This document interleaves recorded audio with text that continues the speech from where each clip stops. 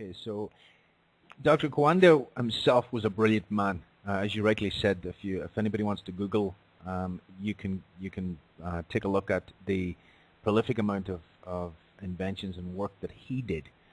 So he sees this 17-year-old kid and obviously recognizes something in you. And I've read somewhere he took you under his wing. Now, considering that he was heavily involved in flight, that's sort of funny. But anyway, that's aside.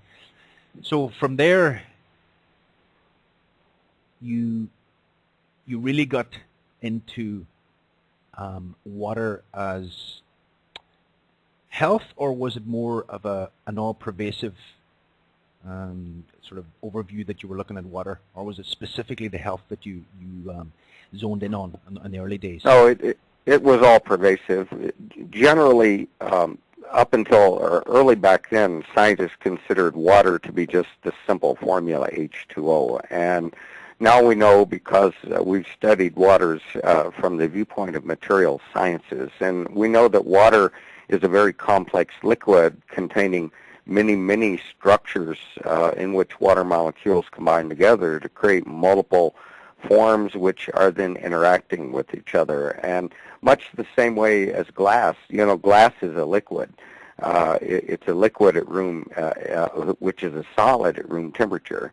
But ordinary glass has many of the characteristics of water, that is structurally. And so I had to study ceramics and glass and all kinds of various things because no one had a way of measuring or figuring out for sure what the structure of water is. It's one of the most anomalous chemicals on Earth. It's anomalous because it freezes and boils and has some various aspects to its heat capacity and so forth that should not be. And so it's the subject of study of many scientists. But my main point was that Kawanda said that he was able to find out that he could analyze the water that people were drinking in any given city or area of the world, and he could predict what the average lifespan was based on the study of water. He told me that water is the most important nutrient we put in our bodies, and yet it's the least understood. Okay. Can you take myself and the listeners through sort of Dr. Patrick Flanagan's Water 101? The basics. Sure. I can. Dr. Kawanda was able to tell me the characteristics of the water, the anomalous properties of the best water, but he was unable to tell me how to make that water. Okay. And so my basic research is that I studied every kind of energy field effect that you can think of on water. Everything from electron ray guns to X-rays to microwaves to magnetic fields, high voltage AC fields like from Tesla, high voltage DC fields and so forth, trying to see how water would be affected by various energy fields.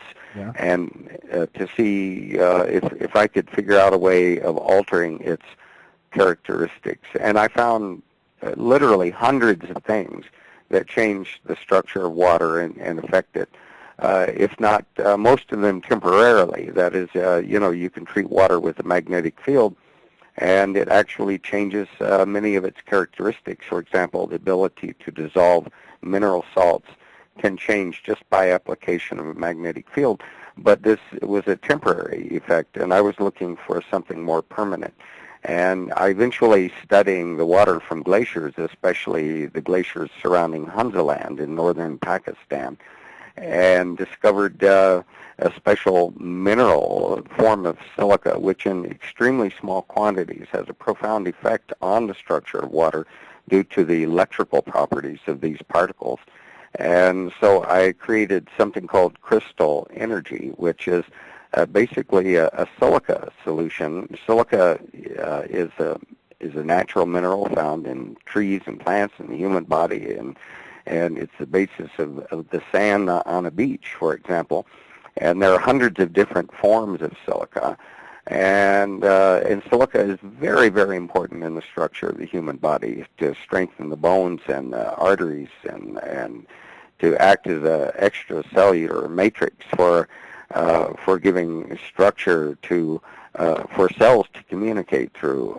And so it's quite a study, but I discovered a new form of silica in glacial water, which became the basis of crystal energy, and that from there I went on to discover many other things. Unfortunately, I don't think we have time to go into all of them, but that's the basic of it. Okay, we have as long as you want. How's Okay. that? How's that? Because this, good.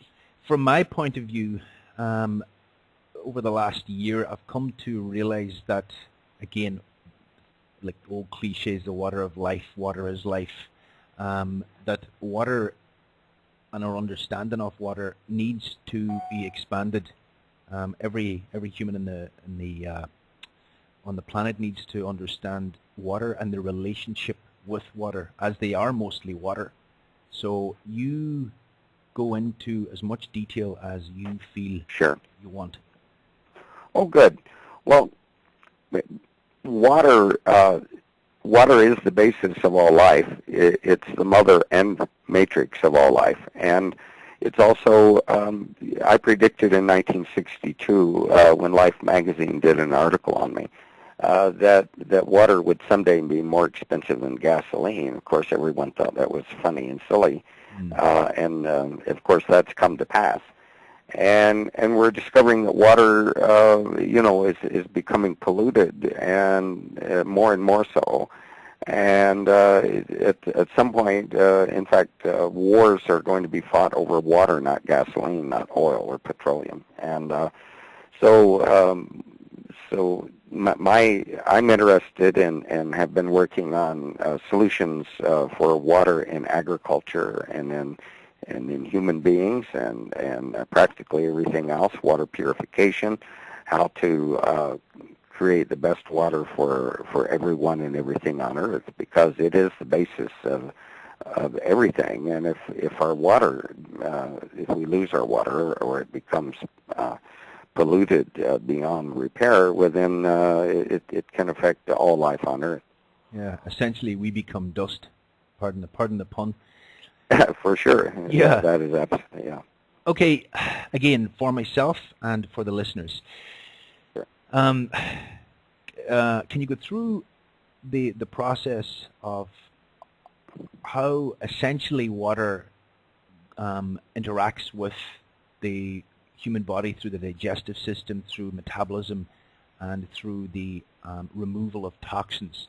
And what I'm trying to point out here is what you found out, the essential, the optimal, as opposed to, if I go to my tap right now, which I wouldn't recommend anyone doing in Ireland, if I drank water, then what I've just described is not going to happen. So if you could... No. Yeah. Well, not all water is the same, and basically most of the drinking water that people drink is highly polluted and actually has a structure that is actually harmful. Our entire life is one in which we are fighting literally cellular dehydration. When we're born, when we're babies, our bodies are about over 80% water. The brain is 90% water. And as we get older, we begin to dehydrate.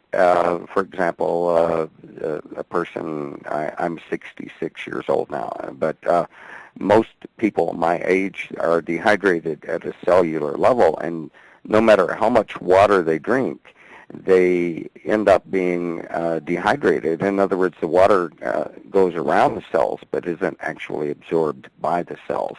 And so the idea is to figure out the best water to drink. For example, we have the water which I've created is 2.5 times as hydrating as ordinary water. That is, if you take the best ordinary water and pure, wonderful ordinary water, and you compare it as far as cellular absorption, my water works 2.5 times faster